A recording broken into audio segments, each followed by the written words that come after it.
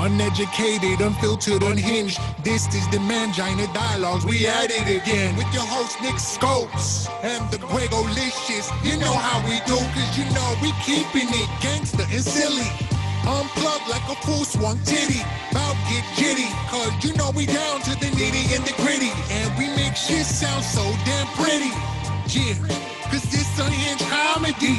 And right now you're in the mix, so get ready, cause we about to get it poppin'. And we ain't stopping. Uneducated, unfiltered, unhinged. Hello and welcome to the Mangina Dialogues. I am your host, Nick Scopes. And I am inmate number 69. Stupid. That's Greg Alperin. And our guest today, the very funny Vince August. What's up, my man? How are you? I'm doing well. I have to tell you, that intro song, having never heard it before, doesn't go where you think it's going to go when you hear that first beat. I saw your facial expressions, and I was like, I can't wait to hear what he has to say. I'm like, what is this, like 1940s swing band? I'm like, this is something new for a fucking... And then all of a sudden, I was like, oh, okay, no, it's that again. Yeah. Who are these two assholes? Yeah, who are these two idiots that we met under a tree in Central Park? Oh, greatest show of my life. Are you kidding me? Couldn't be more romantic. You did. I mean, dude, you did crush. You were essentially the headliner. You were the last one to go, and you crushed. It's hard in those outdoor shows. I was telling Greg earlier, I don't know, like, you know, there's shit going on in the park. You don't know if you're doing well. Like, you hear the laughs, but you're like, is that loud enough? Like, I get in my own head, but you killed, dude. It's really tough to do those shows because it's like you said, you don't know if you're doing well or not. And then all of a sudden this thing kicks in where you remind yourself of the environment and you're like, oh yeah, that's right. It doesn't matter if I'm doing really well or not. Because right. I'm one step removed from a homeless person just yelling shit out in the park. It's true. And even like you could be mid-set and a homeless person literally could walk by or start yelling. There was a children's party, I think, 10 yards from where we were doing the show. Like, yeah, exactly. Around, you're like, okay, I guess I'm. Yeah, it's all right. Yeah, I'm gonna in this tent over here. Did you do a lot of their shows in the parks over the summer? It's the only one I've done. In fact, StandUp New York is we've had a weird relationship over the years. It was like the second club I was ever passed at back when Tim was running the place in the late 90s. And then it was like someone came in and then I got passed again, and then someone new came in and I was never booked. And now I don't even know who the booker is. So that was like one of the first shows I've done for stand-up in a while. They rarely have ever used me. And I was like, yeah, no, thank you. I'm like, by the way, I'm available like the rest of us. Yeah, I'm free. We're all free. Yeah. At the time. I mean, they're interesting shows, you know, and, you know, obviously giving it up to those guys for what they did to kind of keep comedy alive throughout the summer. You know, I think it's amazing what they've done. Yeah. And we're all dying to do shows. So we, you know, comics, we would do a show anywhere. Yeah. I mean, it really was, you know, 400 some odd shows over the summer and still doing it through, you know, now and expanding into LA and who knows where else. And we're doing some shows with them out here in Connecticut. It's, you know, really a testament to their guys' tenacity, you know, and not taking shit really and just kind of keeping it going. And it's funny too, because it came on the heels of that weird kind of, you know, newspaper fight between Jerry Seinfeld and the owner. Yeah. Where he was just like, New York is falling apart. And Jerry's like, no, it's not. It's great. And meanwhile, the guy who's saying it's falling apart is actually trying to do something to not make it fall apart. And the guy's saying, no, it's great. It's fantastic. I'm going to be over here doing nothing to help. You know, so it was kind of like, wow. Yeah. That article that Jerry wrote, I thought it was super offensive, you know, to the working comics who don't have the means that this guy has sitting in his mansions in, you know, Malibu and in the Hamptons. You know, it's nice perspective to have and, you know, shit on someone the way he did. But, you know, really the question is, what did you do? What are you doing? Exactly. Yeah. And I think the answer was fucking nothing. Right. You know? Right. And the guy who's actually doing something, who has his finger on the pulse of New York, is saying, no, listen, I know that it's dying and it's in trouble because I'm actually trying to be proactive and do something, and I'm seeing what's happening. I'm on the street, you're not.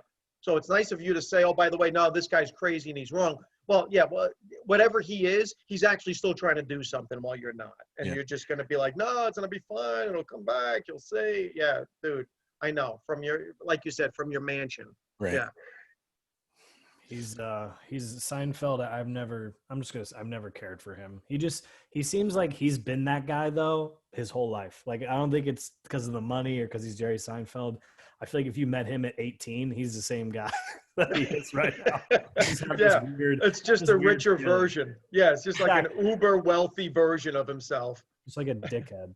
But I don't like him. Anyways, so we will talk about comedy a little bit later on, but I want to get to your powerlifting career. Yes. So talking to a guy, my undergrad was exercise science. I'm a trainer here at Equinox. That's what I've done. I used to powerlift. You were a champion. I just was, fucking hobby. Nick was just a guy in a very, very tight pair of underwear. Singlet. Yeah, I just wanted to wear a singlet and look cute. That was really it. Dude, I want to know your numbers. Give me bench, squat, deadlift. I want to. All right. So and weight class. I competed at 165. I would train. My training weight was about 170, so I would cut about 5 pounds, and I would always come in way under. And my best competition numbers were 500, 300, 500. So for 1,300 total. My best gym numbers were 525 on the squat, 325 on the bench, and I think I did 530 deadlift. I think it was just over 525. But the last meet I did, I was the Northern USA Championships, and I wound up winning my weight class, and I was actually best lifter for the sessions up to 198, and then 181, and then 198 to the heavier classes had a second session, and I wound up winning best lifter. In fact, just to show you how I keep my glory days going, I still have the trophy. I carry it around with me everywhere I go because it's it's not too big. It only weighs 20 pounds, so it's good. It was one of those things that, and after the meet, I'm like, I'm done. My body was just destroyed. I felt it because that's way too light of a person to be doing. And we were doing walkouts. We were doing squat walkouts. For people that don't know, it's when you just load up the bar with more weight than you would squat and just hold it on your back for 60 seconds. And, when you weigh 165 pounds, you shouldn't be holding 600 pounds on your back for any reason at all, other than you're being crushed by a building. And that's the way you're going to die. So it was not good for me, and I never did supplementation in terms of steroids or anything like that. So I knew I'm like, this is as good as I can do, and I'm comfortable leaving.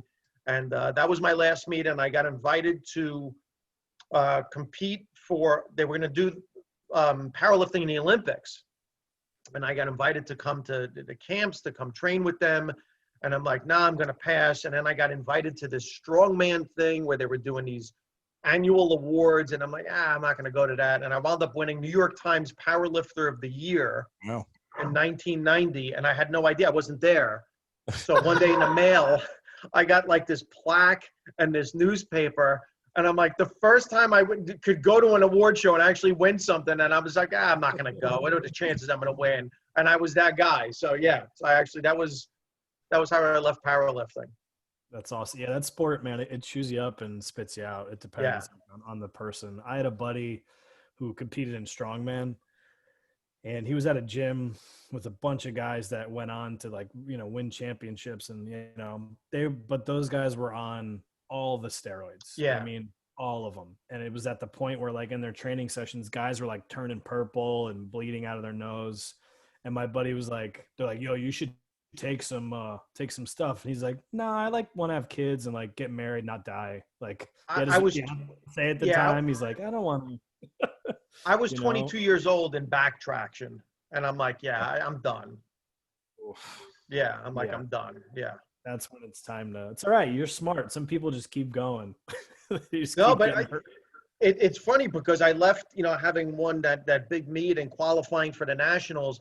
And, when you see athletes, and I'm not comparing myself in any way to a Barry Sanders, but when you see somebody that walks away and they're like, how can you leave at the height of it? You just know. Yeah. You woke up one morning and you're like, I'm done. And that's what, something just shuts off. And an athlete, like, I trained martial arts for years. And then I had a match where I was rolling with somebody on the ground. We were grappling, and his knee came and hit me like right just under my eye, and an inch to the left, and I'm dead. And he was, a guy bigger than me, like 40 pounds, but he liked to roll with me because I have a ton of endurance. I never tire out. And after that, I was just like, what am I doing? I have like a job. I want to have a career in entertainment. What am I doing here? And for after he hit me in the face, I kind of got up and my jaw felt a little off. And I went home that night and my tooth was cracked. So half of my tooth came off. And my fiance looked at me. She's like, "You done? You done fucking around? You think so?" And I'm like, "Yeah, I'm done." Yeah. What kind of martial arts were you doing? I did a whole bunch growing up. So I started off doing JiuJitsu, which was a lot of fun. And my sensei, one day we were like month to month. And then one day we showed up at the school, which was in Fairlawn on Broadway, and he wasn't there anymore. He just literally just disappeared. Like one day, the school was like, we like showed up and I'm like, "Hey, did anybody get did the school move?" And I'm like, "No, he's gone. Sensei Jefferson's gone." Then I trained with a buddy of mine up in New York for a little bit. And then I found a place in Hackensack.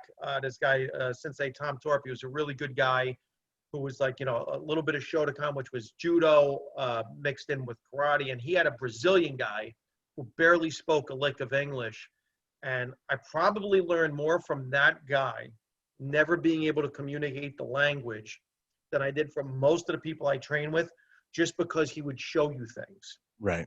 And the way he would explain things, because, there was a language barrier, was incredible. So like one day, we were in a mount where I was on the ground, and he took his hands and he tapped them on the mat.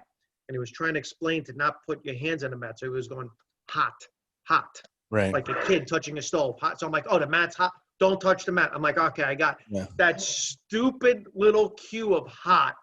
And you know what? You never put your hand on the mat again, because you realized that's when you were going to be in an arm bar. That's when all of a sudden you were going to get wrapped in, or a wrist lock or something. So yeah, so I was lucky enough to learn from Sensei Eric for years. And then, like I said, just rolling around, and it became more about working out than anything else. And then, a knee almost killed me, and I'm like, all right, I'm good. Right. It's time to call it, dude. It's Yeah, funny. I'm good. It's funny you said about those cues. I played football in high school, and I was an offensive lineman, so we were all the big guys. And I still remember this cue to this day. So our coach was talking about pass blocking, and you keep your hands up here. He's like, "Just imagine you're eating a sandwich." He goes, "You guys never put your sandwiches down." He goes, "I see you in the cafeteria." And we were like, "That's a good point." And like everyone understood it. Yeah. Dumbest thing you'll ever forget. I did. Yeah. I took close quarters combat at a dance studio in Times Square for a few years.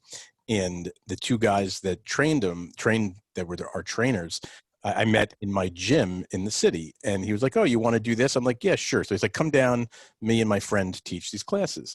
So they claimed to have been in the Navy, and they train guys in the Navy. I've never been able to corroborate that. I just rolled with it. And I go into training with my like 5 or 6 friends. They gave us this private class. From the first second we walked in, it was full contact. Yeah. Full contact. So I was the first dummy to go out, and do this with them first. And they swept my leg from the get-go, right? And I had never, it was such a weird feeling to be on the ground, not yet be in pain, and then have that pain come like 3 seconds later. Yeah. Well, even like, and when I started learning Brazilian Jiu-Jitsu, not having known any of it, and most of the stuff we did was standing up. Yeah. The one thing that, I got taught one move in this one class, and the next thing you know, I was being matched with somebody. I'm like, yeah, I know basically one move. And he was just like, "Okay, you use the one thing." So he's like, "One thing, use one thing." So I'm like, "Oh, so just use that one move?" I'm like, "All right, the other guy pretty much knows the one move I know because I just learned it now." But it was just like, yeah, but you know what? Use that one move. Yeah. If that's all you know, well, then that's what you're going to use today. Yeah, for sure. So just use that. It was the best training I ever, I box still to today. Yeah. And that like year or so I did those classes was by far the best self-defense training I could ever imagine having, because we went from literally doing nothing to full combat stick and knife fighting within a year, like full on. Yeah. And it was incredible. Like I never felt more safe, like walking around like, all right, I know how to use a stick and a knife, like, and take someone out. Like, I mean, it was such an incredible feeling to be able to walk around with, not in an aggressive way, just in a pure defensive way. Well, yeah, because the first thing that you learn, especially like in Brazilian Jiu-Jitsu, goes against everything that you've ever been taught, which is flee. Right. And in Jiu-Jitsu, it's like, no, you want to keep the person as close to you as possible. Right. And it's like, no, shouldn't I be pushing? And they're like, no, you push, arm bar, arm, you know. And it's like, no, keep them close. And once you get over that anxiety of someone attacking you and keeping that person close, which, you know, was always the case in martial arts pretty much with Jiu-Jitsu, it's like, oh, okay, yeah. But you know what? I'm going to get hit. Yep. So just understand you're going to get hit, and that's okay. You know, it's being able to not immediately freak out when you do get hit or when someone does grab you. Yeah, no, it's fun stuff. That shit is legit, man. I took a handful of classes, and I'm 230 pounds, and I was getting just thrown by this 150-pound dude. He was being polite. He was like, he was one of the owners of the place. Black belt in Brazilian and Japanese jiu-jitsu. Wow. And he was just throwing me. And then I got paired with this 22-year-old girl who was a purple belt. She fucked me up. And I was like, this is incredible. I was like, what is this sport? Yeah, my favorite is like when the 70-year-old dude comes in, you know, who like just walks up behind you and like puts a finger in your back and you crumble to the ground like a fucking skeleton ornament on a door for Halloween. Like you're just a bag of bones and you drop to the ground. Yeah, that's my favorite. Nick, did I ever tell you how I was when Vince, you ever train at Trinity down on Trinity Street in Lower Manhattan? It's a boxing gym. It's an old. I've heard of it, but I never trained there. Old school. Yeah, boxing like gym. one of the original ones. Yeah, very. And, you know, it looks it. And I used to train down there for a little bit of time. And I went down there one night to take, it was classes. And the guy was like, oh, you're going to spar with this girl, right? And I'm like, no, man, I don't want to spar with a girl. Like, that's not right. I don't want to do that. And he's like, you're fine. Just do it. Just, you know, whatever. Just don't be aggressive. Just spar. She's, you know, got 2 years on you. And I'm like, it doesn't matter. I'm still a guy, like whatever. So he finally convinced me to go in the ring with this girl. And I didn't get my hands in any kind of position. And she's going full on at me. And I'm like, just swatting stuff away. She connected so clean and dropped me to the ground. Right. Yeah. And I turn around, I walk out of the ring, go to the locker room, take my shit off, left the gym, never could go back. Yeah. You saw her when the bell rang and never again after that. Never again. And I'm like, she totally took me out clean, like expert. And I'm like, nope, I can't come back to this gym ever again. And I never been back. The funniest thing I remember when I was first sparred with somebody way back, I was like 18 years old. And I was jiu-jitsu, and the kid was like, this was the first time I sparred with somebody with like a big belt, and it was a brown belt. And it was that thing where you would stand in the middle of everyone, and since they would call off a number, and that person would attack. So I was the person that attacked. And if people are watching this on video, I literally came at the guy just like, you know, crazy arms swinging. And the brown belt like got freaked out by it. And I just got in and totally tackled him. And he got up and he's like, what the fuck was that? I'm like, dude, if you grew up in my neighborhood, that's exactly how everyone fights you.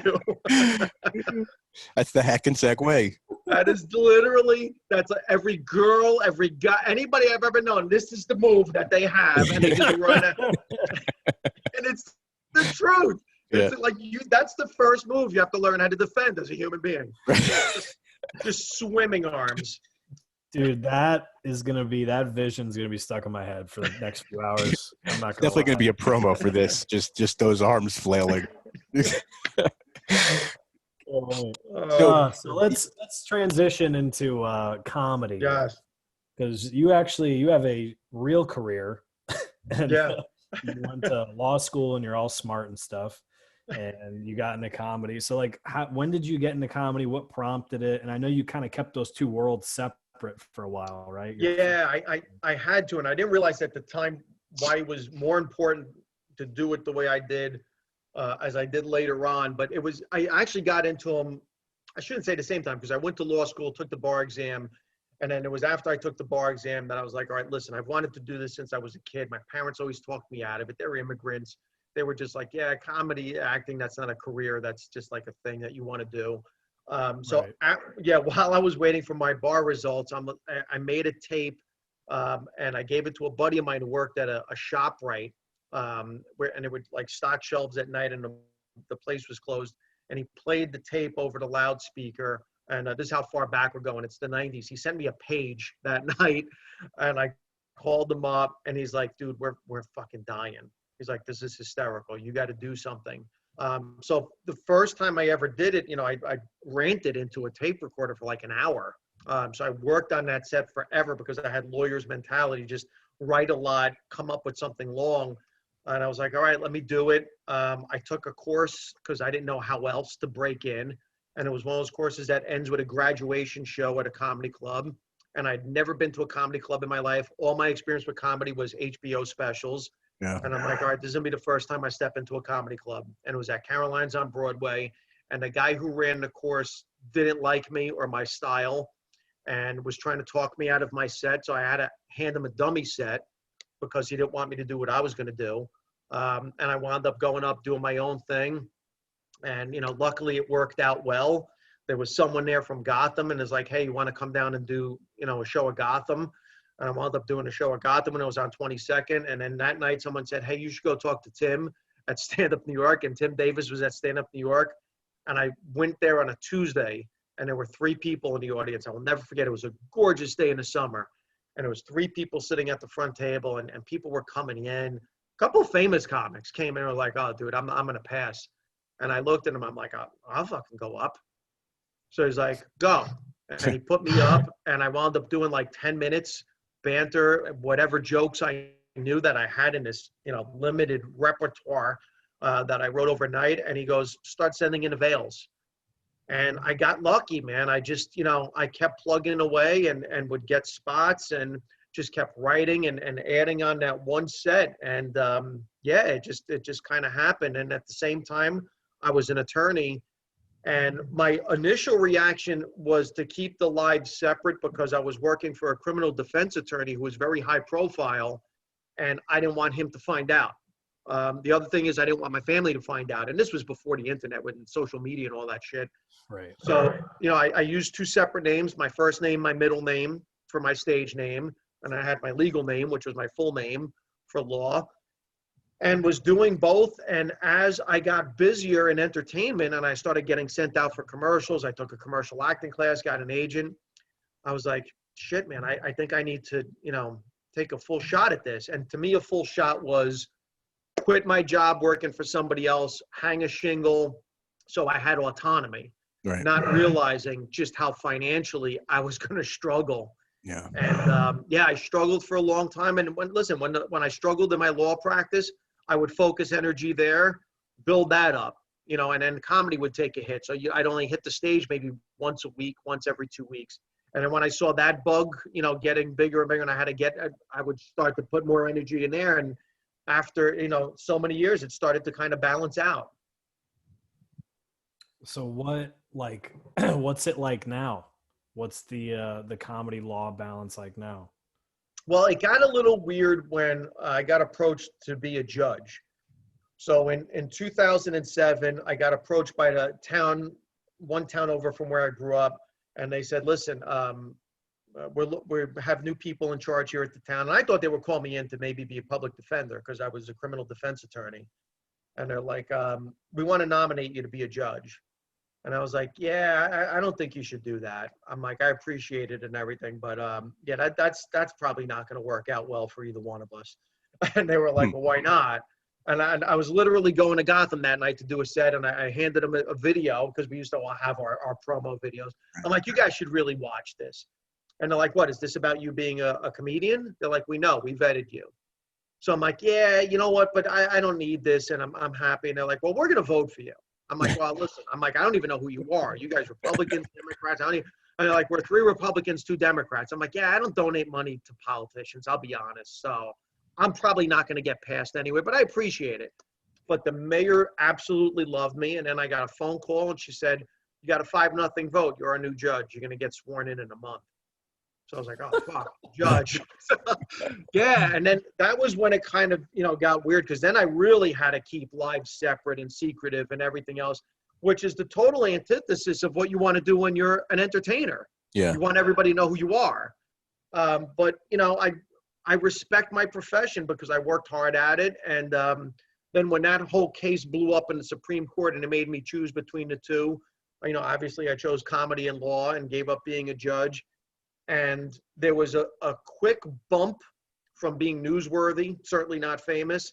And then when that bump went away, I was struggling. I was struggling to get spots. I remember I did in 1 year, I did 80 shows, which is the worst I had done dating back to when I first started. Wow. And I was like, man, you know what? I think I made the wrong decision here. And I went out to Hollywood. I pitched some shows and I nearly had a deal. And then, Judge Judy put a kibosh on a deal that was almost done because she didn't want another judge show at the network she was at, and all kinds of stuff happened. And 2 years ago, and I did warm up for the Daily Show when John was there, was the backup. And then Trevor came in and he brought his own guy in, which made sense. And in 2018, I made a decision. I'm like, you know what? Maybe it's time I walk away. I'm going to walk away from this. I want to leave. Like I left powerlifting. Funny that we talked about it tonight. I want to leave with a good feeling. I don't want the business to kind of, weed me out. And I picked the day I was going to do my last ever comedy show. And then I got a call from the Daily Show and they're like, hey, you mind coming in and filling in and doing some warm up? And I'm like, yeah, this will be perfect. I'll say goodbye to everybody. I went in, I warmed up. And then a couple of weeks later, they're like, hey, can you come back and warm us up again? So I'm like, all right, yeah, that was kind of my goodbye, but all right, yeah, I'll do it again. Right. And then I got another call and they're like, hey, can you block out a week in June? And I'm like, all right, yeah, I kind of said goodbye twice, but yeah, I'll come back. I went in that Monday and the producer said, hey, come on, take a walk with me. And she turned and we went down this hallway and she looked at me and she's like, look, we've seen the difference when you're here with the crowd as when you're not here. How'd you like the job full time? And I was like, I'm like, wait, what? And she was like, yeah. She's like, we want you to be our full-time warm-up. And I'm like, did you? And I knew Angelo well. And I'm like, did you talk to Angelo? Trevor talked to Angelo. This is our decision. He understands. And it's up to you. And I'm like, yeah. And just, next thing I know, I'm warming up the Daily Show full time. I'm getting booked all over again. And I went from 80 shows back to 200. Wow. And then, and Trevor's like, hey, you want to tour with me? It'll be, me, you and Josh. And then we started touring. And next thing I know, I'm flying to, 33 cities in a year, just living that dream I wanted, that I was just like, it's over. And then just when you think it's over, bam. And it's the one thing I tell people in this business and the entertainment business in general, you don't know when that break is an inch in front of your nose or a mile down the road. Yeah. And you don't know what's going to be that thing that gives you that break. Like a good friend of mine, Robin Shaw, this week when she broke the internet with this video she did, how 2020's to-do list is trolling her. And it was on The View, and then Oprah put it on her channel, video of the year. And overnight, she's all of a sudden doing talk shows. Yeah. Her phone hasn't stopped ringing. And, it was, of all things, a video she made that was just off the cuff, like, how this year's been a disaster. And so you don't know what it's going to be, and just when you think, what, I'm done, something like that happens. So yeah, it's been crazy. It's been crazy, but I still have my law office. I still work during the day, and I'm still waiting for that break to say, yeah, you know what, it's time for me to step away from this. So you've not ever stopped doing law? You've continued? No. Yeah. And it's funny too, because, I know that there are people out there that are like, yeah, I was a lawyer and a comedian and I gave up law. It's like, no, dude, you didn't do it. I mean, I did it. Like I have reported case decisions that I've won. I've been before the appellate division. I'm sworn into the Supreme Court in DC. I was a judge for 6. A lot of these people, they were like lawyers for like 5 minutes. Right. And I was like, yeah, I walked away, man. I gave up a career. No, you didn't give up a career. You gave up a temp job, basically. Yeah. So what kind of law what is your specialty? Is it criminal defense? I did criminal defense for a long time, and then the judge thing kind of stopped me from doing it because I was a judge. I couldn't do both. It was a conflict. Right. And then I wound up doing a lot of divorce work. So right now I do real estate, personal injury, divorce, and some criminal defense. Got it. Yeah, it's a general practice. Right. Yeah. Now, you're from northern Jersey, correct? Yeah, I grew up just outside New York City, like 15 minutes. So did you have a lot of clients in the waste management business back in the day? You know, my first case was a racketeering case. So I was working, I told you I was working for a big time. Yeah, I was working for a big time criminal defense guy. In fact, he's the guy who, for a quick minute, represented the Iceman, who I don't know if you saw. Yeah, no, he represented these type of people. Wow. Came up with the poppy seed defense in a DWI where the opium level in a poppy seed could throw off a test. So this was that guy. Like we had. That's actually true. That Yeah, is no, it true. is. This is the Frank Luciana came up with the defense. Wow. So this is the guy I worked for. I was going to ask you if you worked for the guy who's Paul Berggren. Do you know Paul that name, Paul Berggren? Yes. Yeah. If that was the guy, but he's long. Right. That's a different kind of guy. Yeah, but I had one of my first cases was a racketeering case with mobsters, and that's why I laugh when like people watch The Sopranos, and I'm like, yeah, that's a cartoon version of the real guys, and it's like, yeah, no, I saw the real guys, and trust me, they're scarier than that. Way scarier. When I've watched The Sopranos 2 times through, especially this year since there's not a lot to do. But I went and Googled like some Jersey family mafia. They don't look like those guys. No. On the film, I mean, The Sopranos did I think a fairly good job. Obviously, they did. But those dudes, first of all, they're ugly guys. The real guys, just not good looking.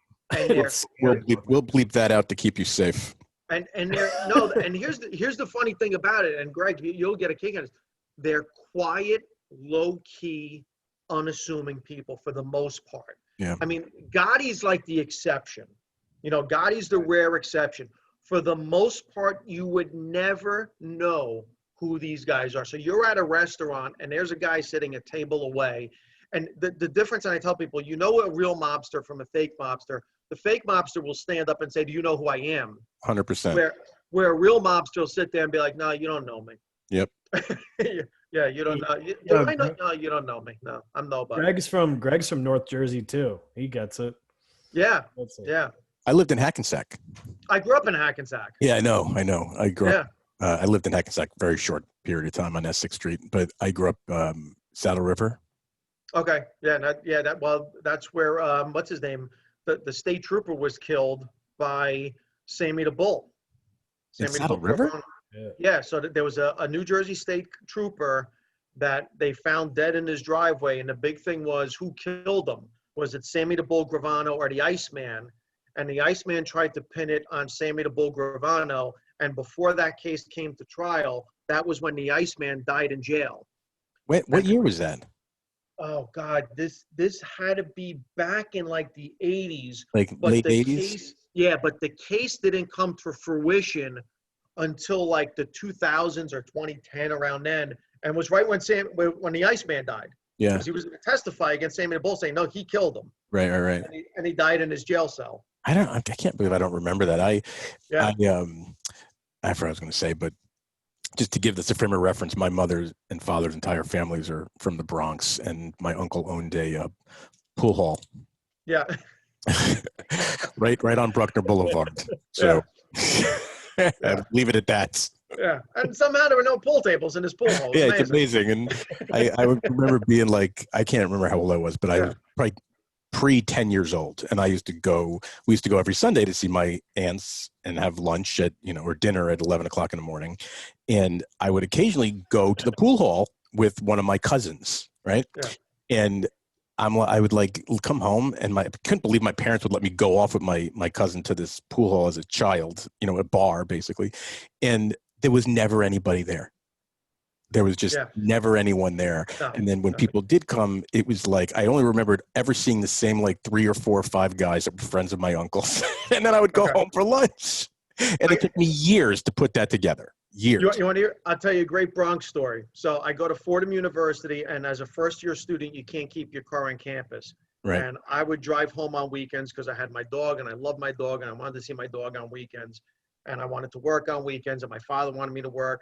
So I had to keep my car somewhere. So we got a connection at this with this bakery in the Bronx. I don't want to say which one it is. I think it's since passed hands, but still, I don't want to, bring up anything. So I was told, go see the owner of this place and they're going to have a parking space for you. So I'm like, all right. So I went to see this guy and the guy goes, oh yeah, you're the kid from Fordham. Yeah. Okay. You get good grades? Yeah. Good. Stay smart. You don't want to be a baker like me. And he walks me outside and he goes, all right. He goes, you see that sign there? And you see like this mark on the curb here? He goes, that's where you're going to park your car. So I'm like, dude, this is a street spot. I'm not paying you rent for a street spot. I'm like, this is ridiculous. I'm going to come here and someone's going to be parked in my spot. And he looked at me and goes, listen to me. No one's going to be parked in that spot ever but you. So I looked at this guy and I go back to school and I call my dad. I said, Dad, I think this is bullshit. This guy gave me a fucking street spot. He goes, yeah, I know. Don't worry. No one's ever going to park there but you. And I parked there for 2 semesters, and no one ever parked there but me. Totally believe it. Totally, 100%. It's a true story. Yeah, true I believe it. 100%. It's unbelievable. Yeah. Anyway, dude, before we wrap up, I want to ask, me being a comic and all, a lot of people don't know what like a warm-up comic is, maybe. Like I just found out a few years ago what it is. And so I'm curious as to, so it's 5 days a week, correct? And well, we go 4, yeah. 4. And then like, how do you, 4 days a week, different audience, I would assume pretty much. Every show. Okay. So I was going to ask, like, how do you go about like what material you're going to do? And like, how much time do you usually get to warm them up? I've never done material for warm up. So what I do, and this is just my personal preference, because there's 2 things you have to do with warm up. First of all, the room is kind of big. So you have, depending on, the show, anywhere from 150 people to, 250 people that you've got to really shrink and bring closer to the show and to the host. So the first thing you have to do is make them forget they're in a TV studio. The second thing you got to do is you got to get them pumped up. You got to get them excited. Now, the shows I've worked, which has been Daily Show, I did last week tonight, I did Colbert, and I did Meredith Vieira for daytime, which is completely different than night, but we'll stick to the night shows. No applause signs, none of that. I know people say that there's an applause sign at Mar. I don't know if he uses one. I could tell you the Daily Show has never used one. And whenever I've done Last Week Tonight or I've done Colbert, not the Late Show, but the Colbert Show, there was never a sign. So you have to train the audience to forget to look at the cameras, be in the moment, and, just really interact with the show, be alive. And the way I would do that would be crowd work. Yeah. So, the more you talk to them, the closer you bring them to you, the more you make them feel like they're part of the show. Yeah. So that was always my approach. Whereas if you just stand there and do stand up, then they think they're watching a show. Right. So I try to break down that wall. I walk into the crowd. So it's a mix of, rah-rah stuff with improv stuff. And you got to make them laugh, because it's like any MC of any comedy show. If you set the tone up front, wow, this is going to be fun. All right, this guy's funny.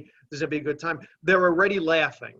So that by the time Trevor comes out, again, they're in a laughing mood. You want to put them in that mood. You have to set the mood.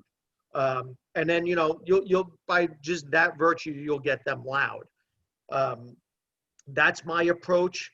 It's not everyone's approach. And I could tell you, I did it for Last Week Tonight. The first night they did the show that wasn't aired, and the HBO executives were there, and they wanted me fired because I wound up being out there longer than anyone anticipated. I wound up because the timing was all screwed up and everything, and they were just trying to get their rhythm that night. And they let me do warm up, and I was out there for an hour. Whoa. Yeah. Normally, the warm up is anywhere between, I've seen it as short as 10 minutes and as long as 20. If something's going wrong and rewrite, they'll give you one of these. The longest I think I've gone for Trevor was when we were in Miami. And again, doing a live show in a building that you're not used to being in. I think I went like 35 minutes, which was, again, and they were like, we're sorry, man. We have sound issues. We're in a new building. We're in a Jackie Gleason theater. We couldn't get shit worked out this first night. Normally, with me and Trevor, it's like 15 to 20 minutes, sometimes shorter. When you're out there for an hour doing improv and you don't realize the audience is all executives from HBO, Comedy Central, Well, they don't quite find humor in themselves the way I did. Right. And the way the audience that was non-executive was finding humor in them as well. And, it's funny. I walked off and Tim was there. Tim Carvel looked at me. He's like, dude, you're a fucking genius. And I was like, thank you. I'm like, he's like, no, you don't need to explain anything. That was brilliant. We were getting notes here. And then the next week it's like, yeah, you can't come back because you pissed off the executives at HBO. You made fun of them. And then 2 weeks later, I'm back. And I did warm up for like 4 straight shows. And then they just went in a different direction. They wanted something different. They wanted more rah-rah. But that's what it is for me. I know people do it different at different shows. Some shows it's purely rah-rah. And it's no jokes. It's no improv. Other shows, you'll have someone stand there and do stand-up for like 5-10 minutes. So that's the rhythm me and Trevor are in, and it seems to work. And listen, he'll tell me if something's not working. He wants me to switch, and he rarely gives me cues. He trusts me. He's one of the just fucking nicest people you will ever meet in your life. He's much like John. He's everything you want a celebrity to be. Right. When you're done with your warm up, do they run it right into the introductions on the show? Trevor sneaks up behind me. I never know when he's going to walk out. So I'll be in the middle of something and he'll just come out, and then all of a sudden the crowd will be screaming.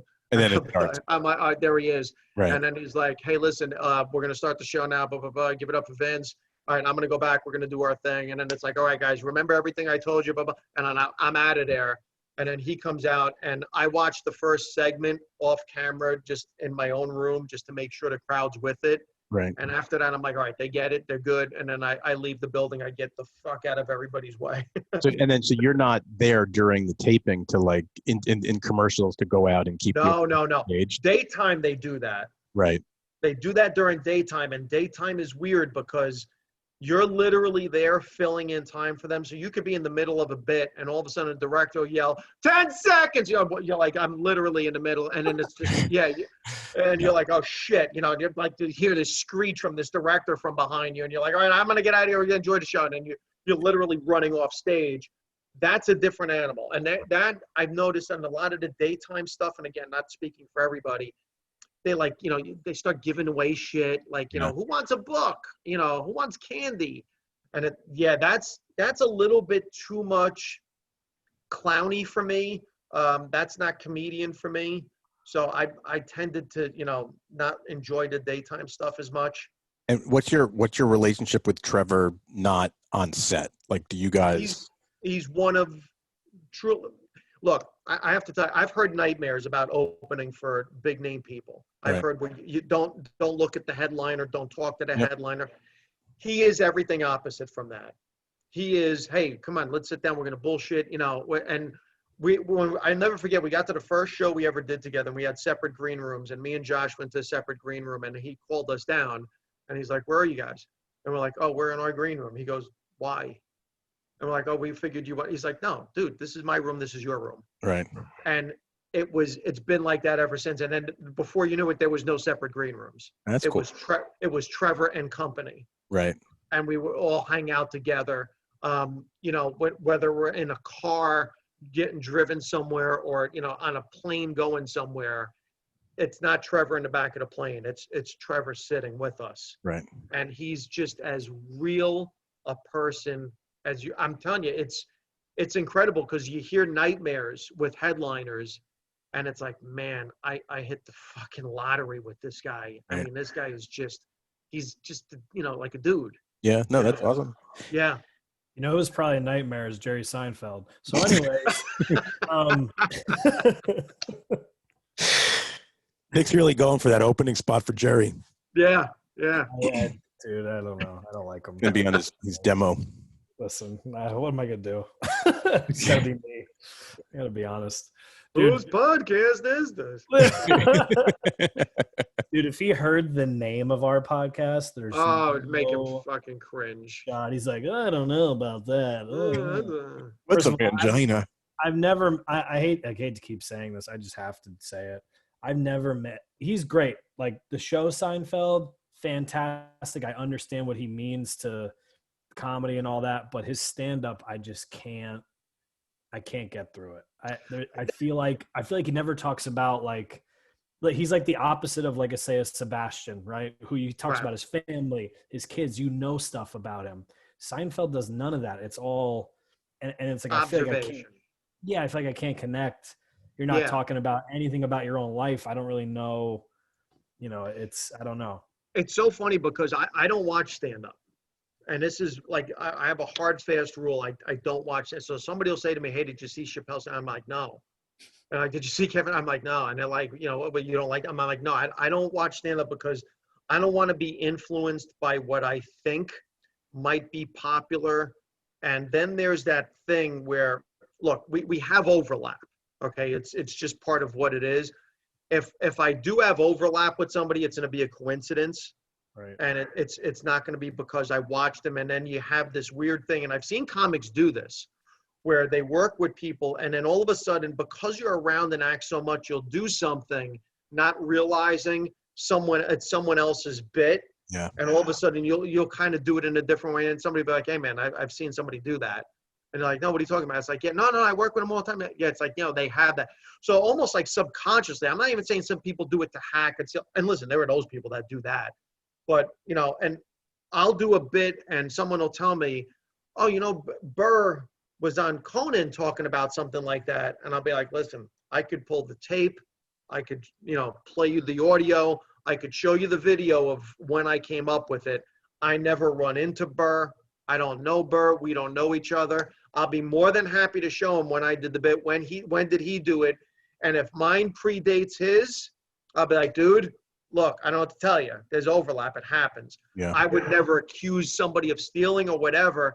If his predates mine, even if I didn't see it, I won't do it anymore. So that's the way I go about, you know, my own personal rule. Right. So if somebody does something that predates me doing it, I'm going to say, you know what, whether it, you know, subconsciously or didn't, it doesn't matter. You did it before me, I'm going to let it go, especially if it's anywhere near the same. Yeah. If it's a completely different take on something, then, hey, it's a different take. We're going to overlap on stuff, you know. Sure. We're all going to have, you know, plain stuff. You know, we're all going to, like now, especially with coronavirus, shit. You know, it's a race next year to do the corona stuff, you know. I refuse to talk about it anymore, to be honest. When I don't want to, I just want to pretend didn't happen. I don't care. I don't want to talk about it anymore.